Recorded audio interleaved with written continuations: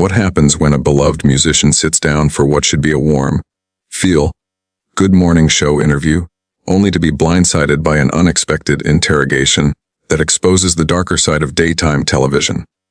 Today, we're breaking down the shocking moment Teddy Swims appeared on The View, and everything went completely off the rails. This wasn't just another celebrity interview gone wrong.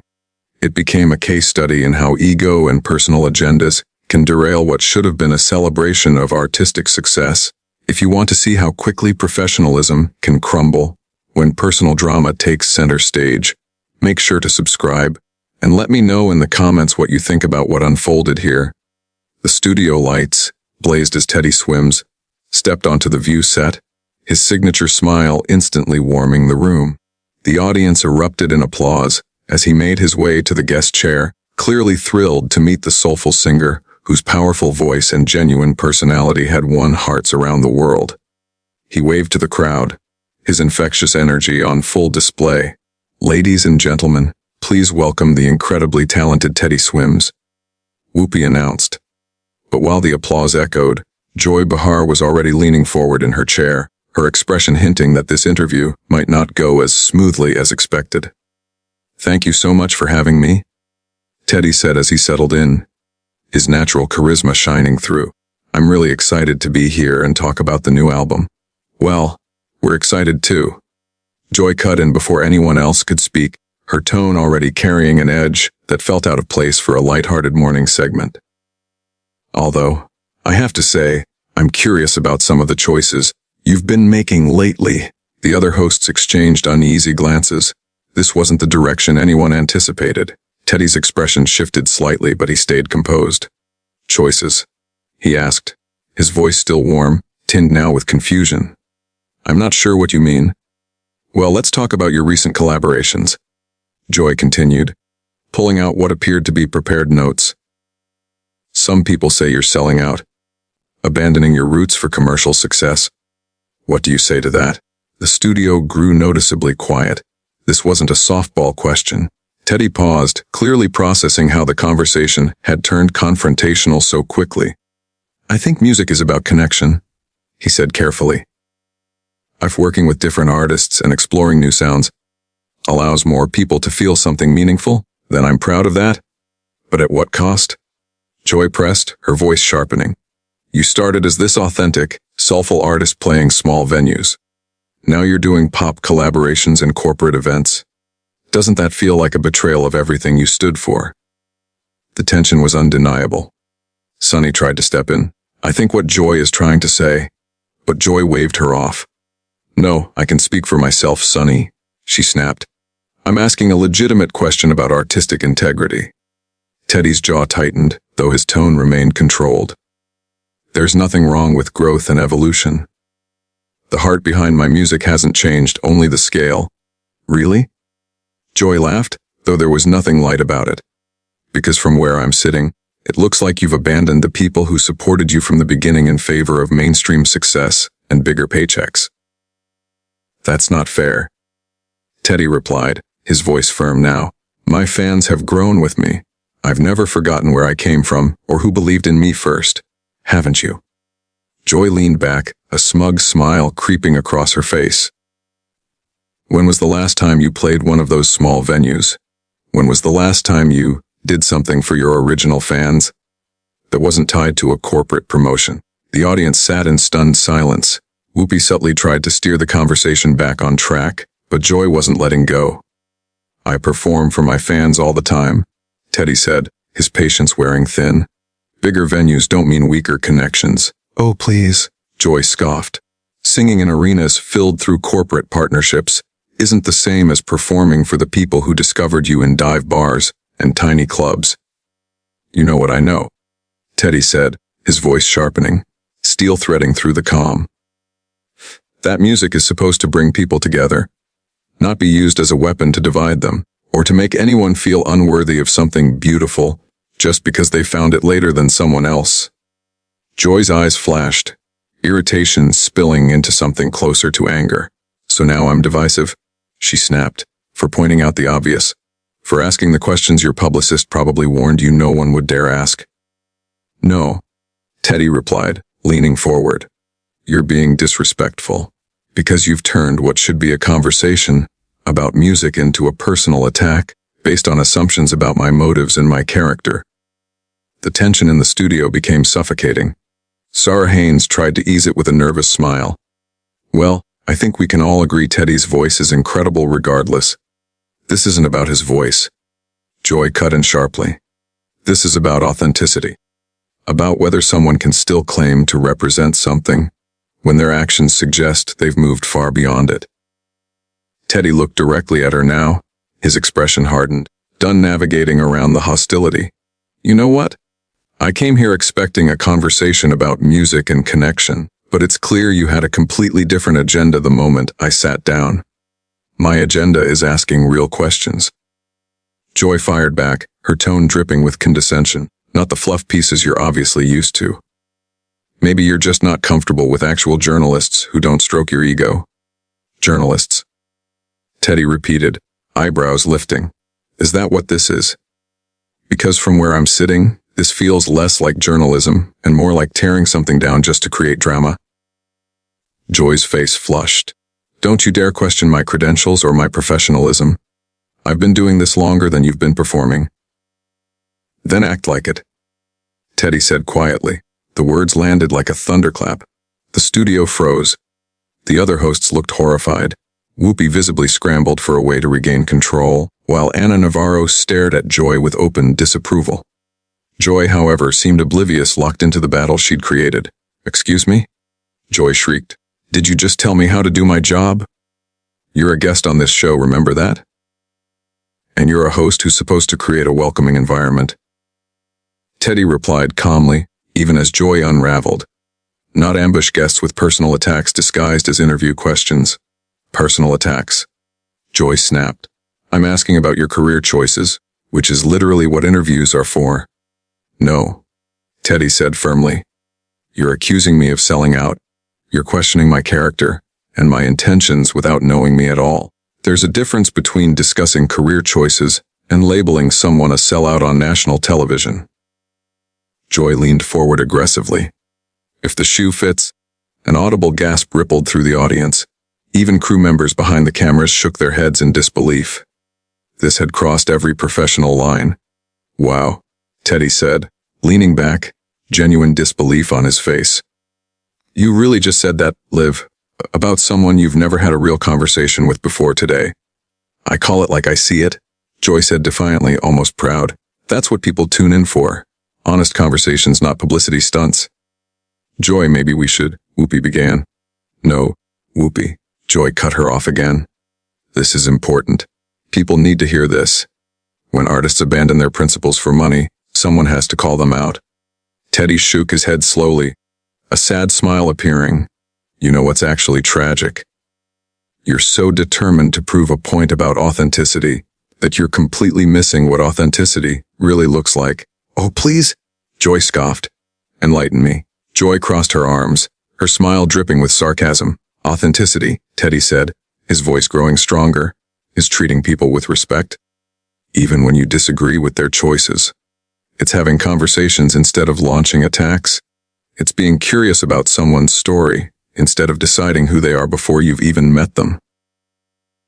Oh, don't lecture me about authenticity, Joy snapped. Not while you're sitting there in designer clothes talking about connecting with regular people. These clothes were gifts from fans who wanted to show appreciation for my music. Teddy replied evenly. But even if I'd bought them myself, since when did owning nice things become proof of betraying your values? He paused, then asked calmly, are you wearing thrift store clothes right now, Joy? Is your makeup from the drugstore? Or does having nice things automatically make someone fake? Joy's mouth opened, then closed. She searched for a response, but none came. His logic had caught her off guard. That's different. She finally muttered. How is it different? Teddy pressed. How exactly is it different? Other than the fact that you've already decided I'm the villain in whatever story you're trying to tell. I earned my place through years of hard work. Joy shot back, her defensiveness rising. I paid my dues. And you don't think I have? Teddy asked quietly, disbelief threading his voice. You don't think years of singing in small venues, building an audience one person at a time, writing songs alone in my bedroom, and posting them online hoping someone, anyone, would connect counts as paying dues. Not when you abandon all of that the moment mainstream success comes knocking. Joy insisted. I didn't abandon anything, Teddy said, frustration finally breaking through his composure. I grew. I evolved. I found ways to reach more people with the same heart and the same message I've always had.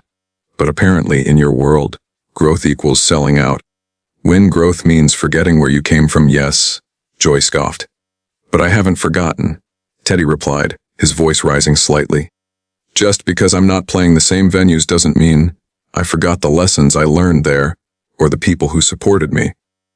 Some of my biggest fans discovered me back then, and they're proud to see me succeed on a bigger stage.